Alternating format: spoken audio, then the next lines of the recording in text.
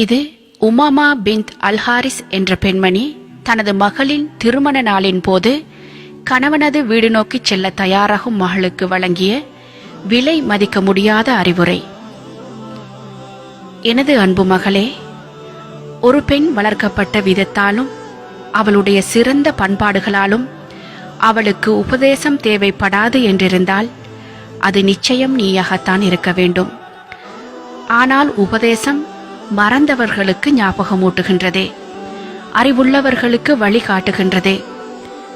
அதே போன்றுதான் ஒரு பெண்ணுக்கு அவளது பெற்றோரின் செல்வநிலை காரணமாகவும் அவர்கள் அவள் மீது வைத்திருக்கின்ற அன்பின் காரணமாகவும் திருமணம் தேவைப்படாது என்றிருந்தால் அதுவும் நீயாகத்தான் இருக்க வேண்டும். ஆனால் ஆண்கள் பெண்களுக்காகவும் பெண்கள் ஆண்களுக்காகவும் படைக்கப்பட்டிருப்பது இறை நியதியாகும். எனது அன்பு மகளே, நீ இப்போது நீ வாழ்ந்த சூழலிலிருந்து வேறொரு சூழலை நோக்கி போகின்றாய். நீ வளர்ந்த கூட்டிலிருந்து சிறகு முளைத்து பறக்கின்றாய். உனக்கு அறிமுகமானவர்களை விட்டும் பிரிந்து அறிமுகமற்ற முகங்களை சந்திக்கப் போகின்றாய். உனது தந்தையின் பொறுப்பிலிருந்தும் விடுபட்டு உனது கணவனின் பொறுப்பின் கீழ் இடம் மாறுகின்றாய்.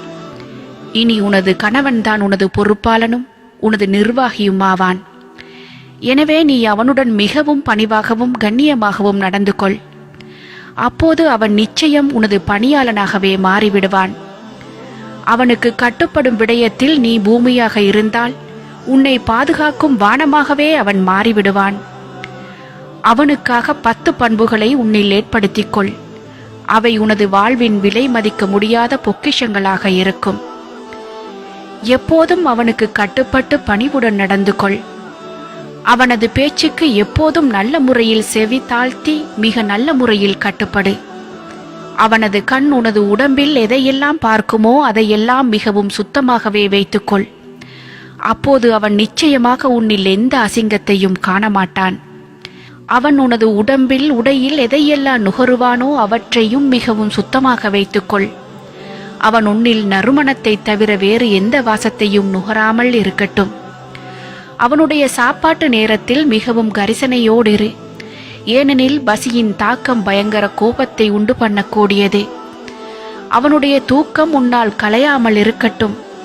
ஏனென்றால் தூக்கத்துக்கு ஏற்படும் இடைஞ்சல்கள் எரிச்சலாகத்தான் வெளிப்படும். அவனது சொத்துக்கள் விடயத்தில் சிக்கனமாகவும் அமானிதமாகவும் நடந்து கொள்.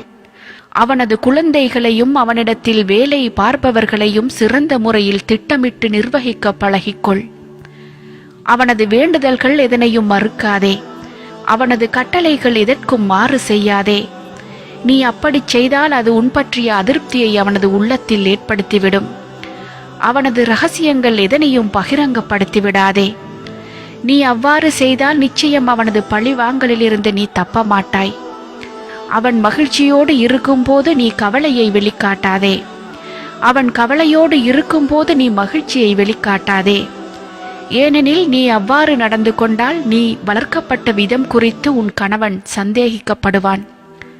எனதருமை மகளே, இதற்கும் மேலதிகமாக இன்னும் ஒன்றையும் ஞாபகத்தில் இருத்திக்கொள். நீ அவனை எந்த அளவு மகிழ்ச்சியாக வைத்திருக்கின்றாயோ அந்த அளவுக்கு அவன் உன்னை கண்ணியமாக வைத்திருப்பான்.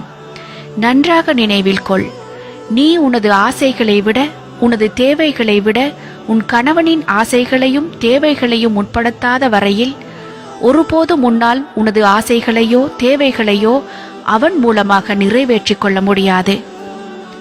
அன்பின் பெற்றோர்களே, உங்களது மகளின் திருமணத்தின் போது நீங்கள் என்ன வகையான விடயங்களை அவளுக்கு சொல்லிக் கொடுக்கின்றீர்கள் என்பதை சற்று சிந்தித்து பாருங்கள். நீங்கள் அன்றைய தினத்தில் பேசும் வார்த்தைகள் ஒரு நல்ல குடும்பத்துக்கு அத்திவாரமாகவும் அமையலாம், அல்லது உங்களது மகளின் வாழ்க்கைக்கு நீங்களே வைக்கும் ஆப்பாகவும் அமையலாம். தெரிவு உங்கள் கையில்.